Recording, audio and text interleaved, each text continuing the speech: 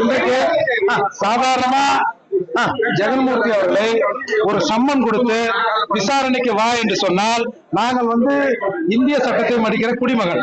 நீங்க அம்மன் கொடுத்தீங்கன்னா விசாரணைக்கு அவர் வந்திருப்பார். ஒண்ணு விசாரணைக்கு அப்பாற்பட்டவங்க யாரும் இல்ல, அதை நாங்க ஒத்துக்கிறோம். அம்பேத்கர் பிள்ளைகள் நாங்க ஒத்துக்கிறோம். அப்படி சம்மனோ எதுவுமே கொடுக்காம திட்டமிட்டு இவரை அசிங்கப்படுத்த வேண்டும் என்பது நோக்கம் ஒண்ணு. இன்னொன்னு, நீங்க ஒருத்தர் கைது பண்ண வரீங்கன்னா பொதுவா காவல்துறை என்ன பண்ண விடிய காலை வரும். ஏன் இன்றைக்கு 2 மணிக்கு வந்தீங்க? அப்போ ஆளுகின்ற திமுக அரசு இன்றைக்கு ஒரு பேரணி நடக்கிறது.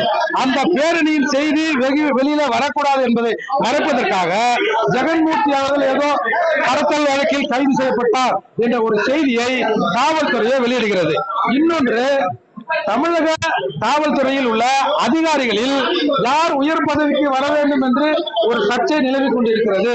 அதன் அடிப்படையில் ஒரு பட்டியல் சமூகத்தை சார்ந்த ஒரு அதிகாரியை இவர்கள் மட்டுப்படுத்த வேண்டும் என்று இந்த வழக்கில் வேண்டும் என்று சேர்த்திருக்கிறார்கள்.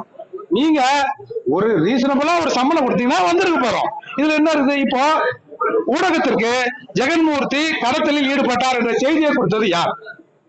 யார் கொடுத்திருப்பீங்க? ஊடகத்துக்கு காவல்துறை தானே கொடுத்திருக்கோம். அப்போ இது திட்டமிட்டு நீங்க செய்யறது தானே. நீங்க விசாரணை கூட நாங்க வரப்போறோம். எதுக்கு இவ்வளவு பேரை கூட்டு வந்து ரோடு எல்லாத்தையும் பிளாக் பண்ணி என்னவோ பெரிய ஒரு நக்சலைட்டை தேடி இங்க பிடிக்கிற மாதிரி ஏன் பிடிக்க வரீங்க? அப்போ நீங்க ஏதோ ஒரு செய்தியை மறைப்பதற்கு ஏதோ ஒரு செய்தியை பூஸ்ட் பண்றீங்க.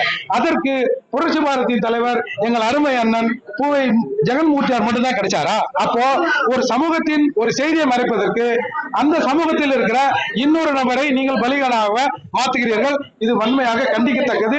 எப்பேற்பட்ட விசாரணை வந்தாலும் அண்ணன் ஜெகன்மூர்த்தியார் அதற்கு ஆஜராவார். நாங்கள் சட்டத்தை மதிக்கிற குடிமகன்கள்.